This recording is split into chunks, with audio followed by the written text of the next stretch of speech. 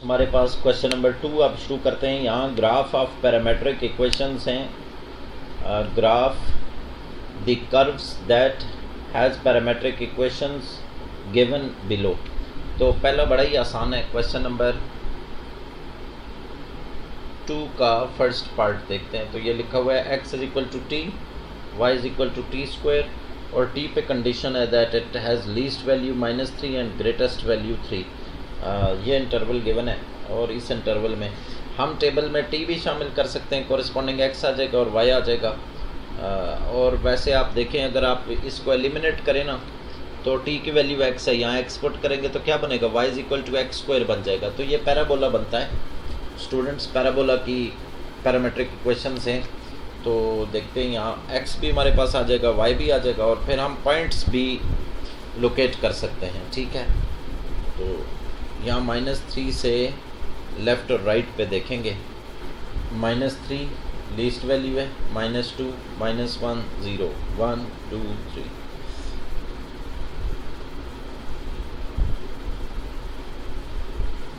तो देखें स्टूडेंट्स, ये x की वैल्यूज़ हैं, x और t सेम है, x इक्वल टू t लिखा हुआ है। ये मैं t की वैल्यूज़ लिख रहा हूँ। t की वैल्यूज़ है -3 to +3 जो यहाँ पे लिखी हुई हैं।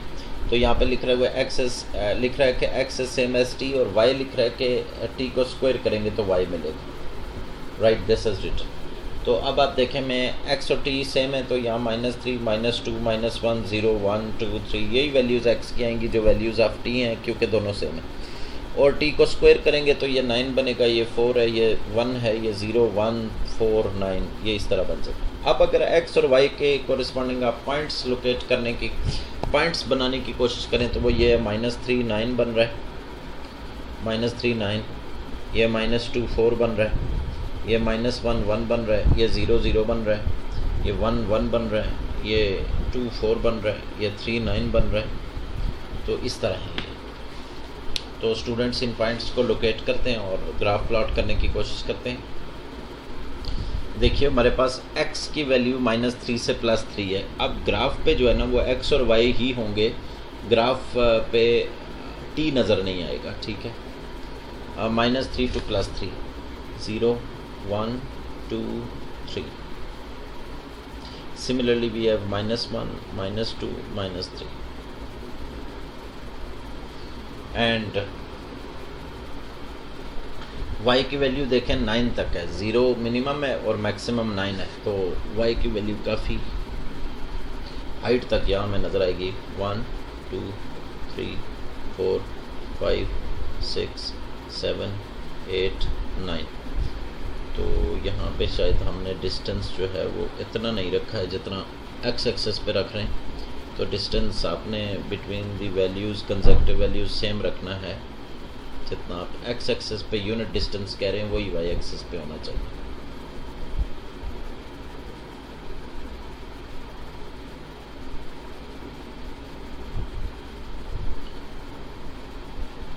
वन 2 3 4 5 6 7 8 9 10।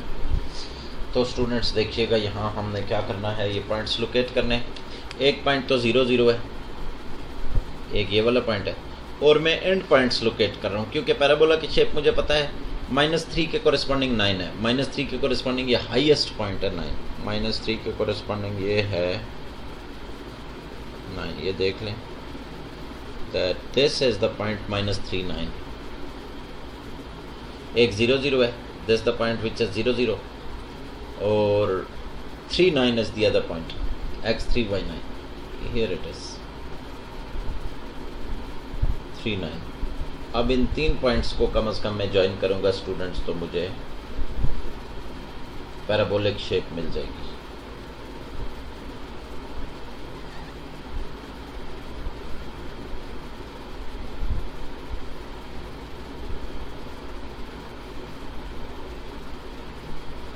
ये है students parabola, this is the shape of the graph, this is parabola.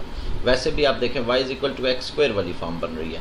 आप देखें ना, यहाँ t की वैल्यू क्या लिखेंगे, x, t की वैल्यू x लिखेंगे तो y is equal to x square. तो ये x पे स्क्वायर है ना, तो फिर इट मीन्स ये ओपनिंग अपवर्ड है। y पे स्क्वायर होता तो ओपनिंग राइट वर्ड्स होता स्टूडेंट्स। ये हमारे पास पैराबोला है और ये उसकी पैरामीट्रिक इक्वेशंस भी गिवन थी और हमने उसका ग्राफ प्लॉट कर लिया।